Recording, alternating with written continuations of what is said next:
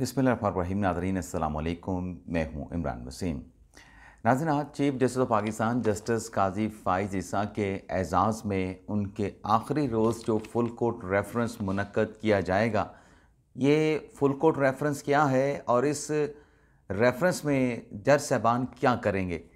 एक तो इस मामले की डिटेल आप नाज़रीन के साथ हम शेयर करेंगे। जस्टिस याह्या अफरीदी का बड़ापन, मीडिया क्यों नाराज़ है, और कुछ दीगर ख़बरें भी हैं जिनकी हेडलाइंस, टाइटल्स, थंबनेल पे आप नाज़रीन ने पढ़े हैं। ख़ास तौर पे वज़ीर कानून आज़म तारड़ ने सुप्रीम कोर्ट से मुतल्लिक़ एक बड़ा बयान दिया है। सुप्रीम कोर्ट के 2 जजेस के ख़िलाफ़, जस्टिस अमीनुद्दीन और जस्टिस अफ़गान के ख़िलाफ़ बरतरफ़ी का रेफरेंस जो है वो सामने आया है। इस रेफरेंस पर भी आप नाज़रीन के साथ हम बात करेंगे। लेकिन ब्लॉग का आगाज़ करने से पहले आप देखने वालों से चैनल सब्सक्रिप्शन की दरख्वास्त करेंगे कि जिन दोस्तों की जानिब से अभी तक चैनल को सब्सक्राइब नहीं किया गया, उनसे दरख्वास्त होगी कि चैनल को सब्सक्राइब कर लें, बेल आइकॉन का बटन प्रेस करें। वीडियो अगर पसंद आए तो इसे लाइक भी करें और शेयर भी करें। माफ़ कीजिएगा नाज़रीन। 2 नाज़ी मुकदमात आज इस्लामाबाद हाई कोर्ट में इमरान खान साहब के ज़ेर समात आएंगे। वन लाइनर दोनों मुकदमात का आपके साथ शेयर करके डायरेक्टली जस्टिस काजी फ़ाइज़ के रेफरेंस पे हम बात करेंगे। एक तो नाज़रीन, इमरान खान साहब की हमशीरगान की ज़मानत दरख्वास्त के ऊपर आज ATC अदालत में समाअत होने जा रही है और इस्लामाबाद हाई कोर्ट में इमरान खान साहब से मुलाकात ना करवाने पे तौहीन अदालत की दरख्वास्त पर जस्टिस सरदार इजाज़ इसहाक समाअत करेंगे और हाई कोर्ट में ही, इस्लामाबाद हाई कोर्ट में ही डॉक्टर आफिया सदीकी के हवाले से भी मुकदमे की समाअत की जाएगी। अब आ जाते हैं फुल कोर्ट की, हम बात करते हैं कि आज जो 10:30 बजे फुल कोर्ट रेफरेंस मुनक्कद किया गया है, जिसको हेड तो ख़ुद जनाब जस्टिस काजी फ़ाइज़ सा करेंगे और उनके साथ सीनियर प्यूनी जज के तौर पे जो डेजिग्नेटेड चीफ जस्टिस हैं जस्टिस याह्या अफरीदी होंगे और उनके एक साइड पे जस्टिस मुनीब अख्तर होंगे। लेकिन डिपेंड करेगा कि मुनीब अख्तर होंगे या मुनीब अख्तर साहब नहीं होंगे। ये मैंने क्यों बात की है, इसका नाज़रीन एक पस मंज़र है, वो पस मंज़र आपके साथ पहले शेयर कर लेते हैं। कल रात नाज़रीन सुप्रीम कोर्ट बार एसोसिएशन की जानिब से जस्टिस काजी फ़ाइज़ के एज़ाज़ में अशाइया मुनक्कद किया गया, जिसमें पाकिस्तान बार कौंसिल के चेयरमैन फ़ारूक चनाइक भी थे, वज़ीर कानून भी ग़ालिबन थे, क्योंकि मीडिया को तो रसाई नहीं दी गई। मीडिया को इसलिए रसाई नहीं दी गई क्योंकि मीडिया की जो अपनी हरकतें हैं, उन हरकतों की वजह से, और ये पिछली मरतबा भी हुआ था जब जस्टिस बंदियाल साहब जा रहे थे, उस वक्त भी ये हुआ था, उस वक्त भी सवालात उठाए गए थे हम मीडिया नुमाइंदों पे। अब था ये मामला नाज़रीन ये है कि बंदियाल साहब के दौर से पीछे अगर हम चले जाएं तो सुप्रीम कोर्ट का इवेंट है, सुप्रीम कोर्ट बार का इवेंट है, किसी इवेंट पर जो है वो सुप्रीम कोर्ट की जानिब से सहाफ़ियों पर पाबंदी नहीं लगाई गई, हर इवेंट पे सहाफ़ियों को बुलाया गया। ये आगाज़ होता है जस्टिस बंदियाल साहब के दौर में कि हमारे जो सहाफ़ी सुप्रीम कोर्ट के इशाइये में किसी जज साहब की सुबकदोशी पे, उनकी रिटायरमेंट के मौके पे जाते थे, तो उसमें 40 हमारे टोटल मेम्बरान हैं, 40 में से 15 से 20 ही ऐसे इशाइयों में आते थे जो सुप्रीम कोर्ट बार, अपना सुप्रीम कोर्ट बार का होता था, अपना सुप्रीम कोर्ट का अपना होता था रजिस्ट्रार ऑफिस का, और जो बार का होता था वहाँ पर ज़्यादा से ज़्यादा 12 से 13 लोग जाते थे। उसकी वजह क्या थी? सुप्रीम कोर्ट का इशाया इसलिए अटेंड करते थे सुप्रीम कोर्ट रजिस्ट्रार का हमारे साथी कि एक तो इन्वाइटेड भी होते थे, दूसरा वो ज़्यादा उसमें भीड़ नहीं होती थी, ज़्यादा लोग नहीं होते थे, बड़ा काम, बड़ा सुकून से वो होता था। और जो बाहर का शाया होता था कि जज के एजाज़ में, उसमें बहुत ज़्यादा भीड़ हो जाती थी, बहुत ज़्यादा वकला आ जाते थे। तो बंदियाल साहब के दौर में साफ़ियों की तादाद जो है वो मुंतखब करके साफ़ियों को बुलाया जाता था, यानी जो 15-20 आते थे उनमें से भी 7 या 8 को सिर्फ बुलाया जाता था, बाकी सारे के सारों को नहीं बुलाया गया। अच्छा, उस पर भी एडजस्टमेंट हो गई, एहतजाज भी किया हमारी पास ने। तो उसके बाद जब काजी फ़ाइज़ साहब आए और काजी फ़ाइज़ साहब का जब वो बंदियाल साहब जा रहे थे और सुप्रीम कोर्ट बार ने बंदियाल साहब को इशाया दे रखा था, उसमें ऐसा हुआ कि बंदियाल साहब को सहाफ़ियों ने घेर लिया। और ये इसी वजह से आज जो सुप्रीम कोर्ट बार के इशाये में नहीं बुलाया गया और सुप्रीम कोर्ट रजिस्ट्रार ऑफिस नहीं, जो आज जजेस का ज़ोराना है, उसमें भी सहाफ़ियों को नहीं बुलाया गया, मदऊ नहीं किया गया। उसकी वजह हम खुद हैं, क्योंकि हमें तो वहाँ पे बुलाया जाता है सिर्फ खाने के लिए कि आप आएँ, हमारा इवेंट है, हमारा मौका है, एक ईव है, उसमें आएँ और बैठें, उन लम्हात को यादगार बनाएं, हमारे लिए भी और अपने लिए भी।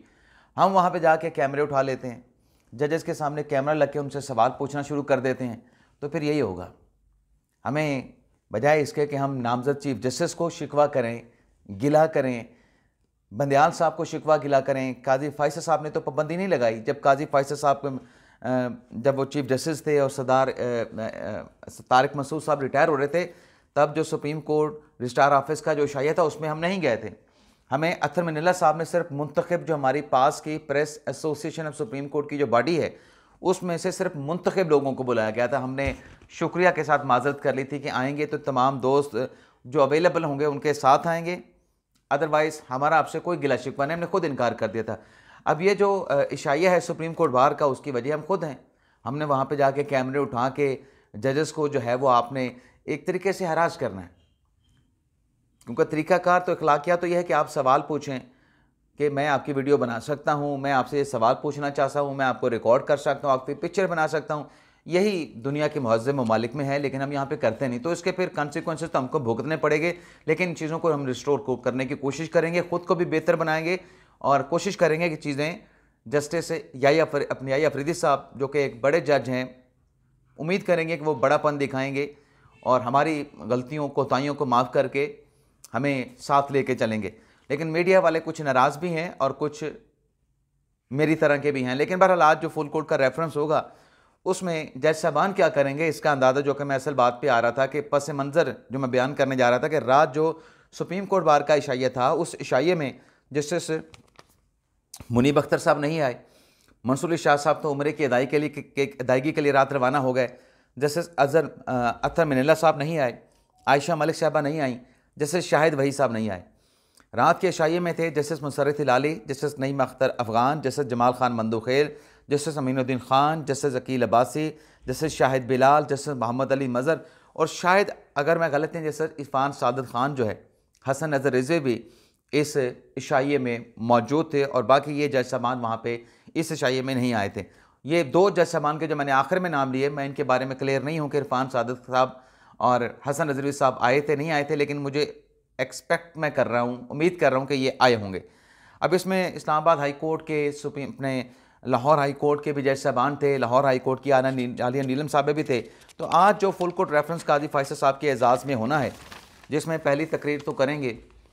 पाकिस्तान बार अपना अटॉर्नी जनरल ऑफ पाकिस्तान, उनके बाद पाकिस्तान बार काउंसिल के जो वाइस चेयरमैन हैं वो करेंगे,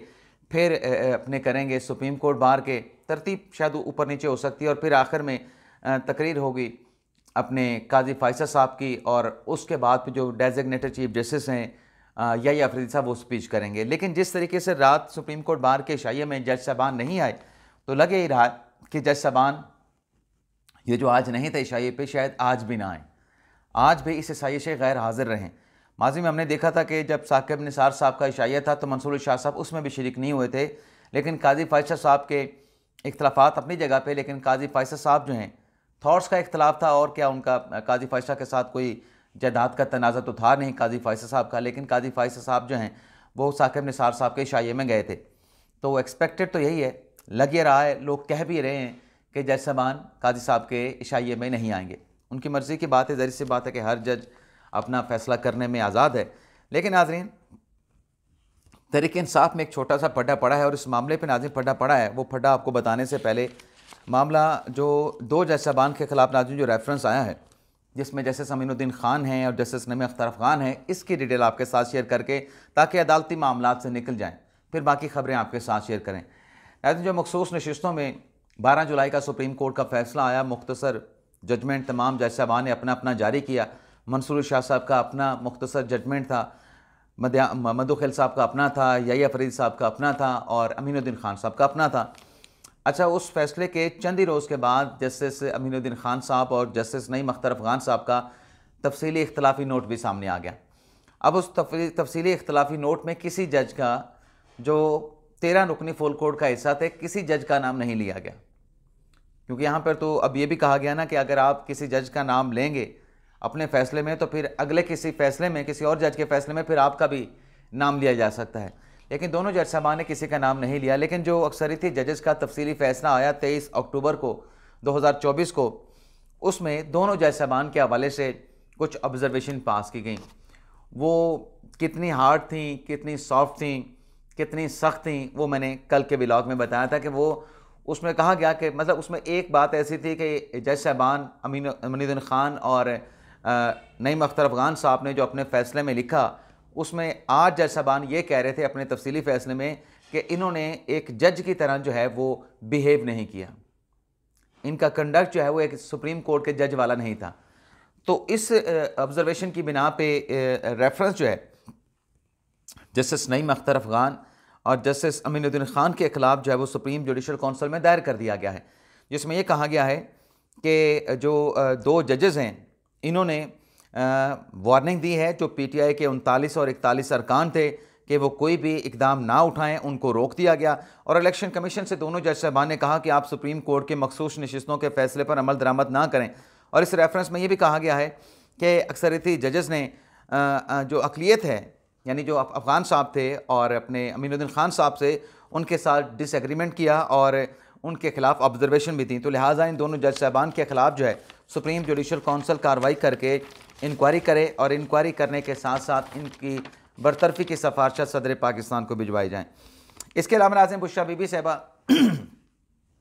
उनकी डील है या डील नहीं है, हम कतई नज़र इस बहस में जाए बगैर बुशरा बीबी साहिबा के हवाले से जब वो बेनीगाला से रवाना हुई लाहौर के लिए,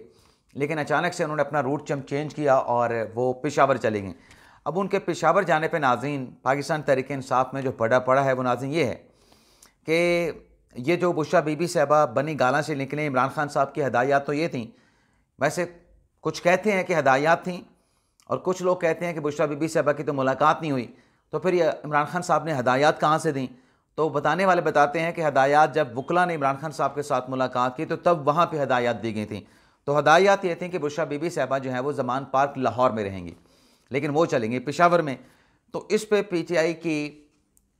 पीटीआई में ये डिस्कस हुआ, जो पेशावर में वहाँ पे मीटिंग हुई, कि ये बुज़दली थी।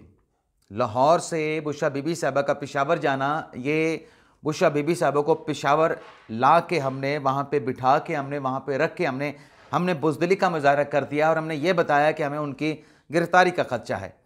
और ये बात जो ज़िम्मेदारी है मतलब बुशरा बीबी साहिबा के पेशावर जाने की, ये शिबली फराज ने और उमर अयूब ने जो है वो अली अमीन गंडापुर पे डाल दी है कि बग़ैर किसी मुशावरत के ये फ़ैसला किया गया, बुशरा बीबी साहिबा को जो है वो पेशावर बुला लिया गया। अब इस मामले पे रात गए सियासी कमेटी का इजलास भी होना था, मुझे नहीं मालूम कि रात सियासी कमेटी का इजलास हुआ तो उसमें क्या फ़ैसला हुआ, लेकिन बहरहाल जो उमर अयूब साहब हैं वो इस मामले से अलग हो गए हैं और उनके मुताबिक ये था कि बुशरा बीबी साहिबा को ज़मान पाक भिजवाने की इमरान खान साहब ने डायरेक्शन जारी की थी। अब जो डील की दावा करते हैं फैसल वाड़ा साहब टीवी पे आके कि अगर बुशरा बीबी साहिबा की डील नहीं है तो बेनीगाला में घर का रंग रोगन तज़ीन व रैश क्यों 12 दिन पहले शुरू कर दी गई थी। लेकिन जब उनसे ये सवाल पूछा गया कि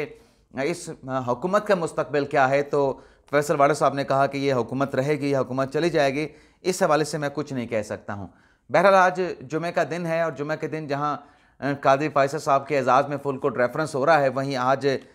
उनके आखिरी दिन के मौके पर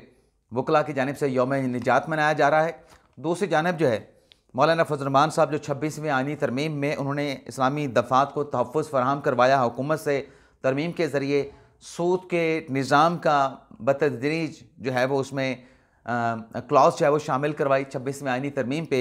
इस पे मौलाना फजल रहमान साहब की जो जमात है वो आज यौम तशक्कुर जो है वो मनाने जा रही है। इसके अलावा नाज़रीन आखिरी खबर, आज़म तारड़ साहब जो कि रूह रवां थे, फ्रंट फुट पे थे जब ये 26वीं आईनी तरमीम जो है वो उसके ड्राफ्ट की तैयारी का, उस पर मुशावरत का, मुज़ाकरात का सिलसिला चल रहा था, तो 26वीं आईनी तरमीम तो पास हो गई। लेकिन अब जो सवाल उठ रहा है कि ये 26वीं आईनी तरमीम तो सुप्रीम कोर्ट में चैलेंज होगी और ये 26वीं आईनी तरमीम तो बड़ी मुतनाज़ा है, ये असम्बली खुद मुतनाज़ा है, ये फार्म 45 वाले नहीं, ये फार्म 47 वाले हैं, इनके तो इलेक्शन ट्रिब्यूनल में मुकदमात चल रहे हैं। तो कल ये तारड़ साहब जो है उन्होंने एक टेलीफोनिक इंटरव्यू दिया शाहज़ेब खानज़ादा के प्रोग्राम में। एक तो उन्होंने ये कहा कि जो कॉन्स्टिट्यूशनल बेंच है वो तो जुडिशल कमीशन ही बनाएगा, और साथ में उन्होंने ये भी कहा कि 1973 का जो आइन है, जो यहाँ पे अदलिया की आज़ादी की बार बार बात की जाती है, 1973 के आइन में तो जजेस के तैनाती का अख्तियार सदर का था। ये तो जब तैनाती वाला मामला जुडिशल कमीशन की तरफ गया, ये तो अदलिया ने अपने अख्तियारात से इनक्रोच किया था अल जहाद केस में। ये तो 1973 के आइन को रिस्टोर किया गया है, उसको और बेहतर बना के सामने लाया गया है। और फिर उनसे सवाल हुआ कि क्या 26वीं आइनी तरमीम जो है वो चैलेंज होगी, तो तारिक साहब ने कहा कि 26वीं आइनी तरमीम पहले तो आइन के आर्टिकल 239 के तहत चैलेंज नहीं हो सकती। 238 के तहत तरमीम करना पार्लियामेंट का सोली अख्तियार है, एक्सक्लूसिव अख्तियार है, और ये किसी फोरम पर चैलेंज नहीं हो सकती। और अगर चैलेंज भी हो तो सुप्रीम कोर्ट का जो कॉन्स्टिट्यूशनल बेंच है, जो कि जुडिशल कमीशन ने बनाना है, उसी बेंच के सामने ये आइनी तरमीम की दरख्वास्त पर समाअत हो सकती है। इजाज़त चाहते हैं नाज़रीन।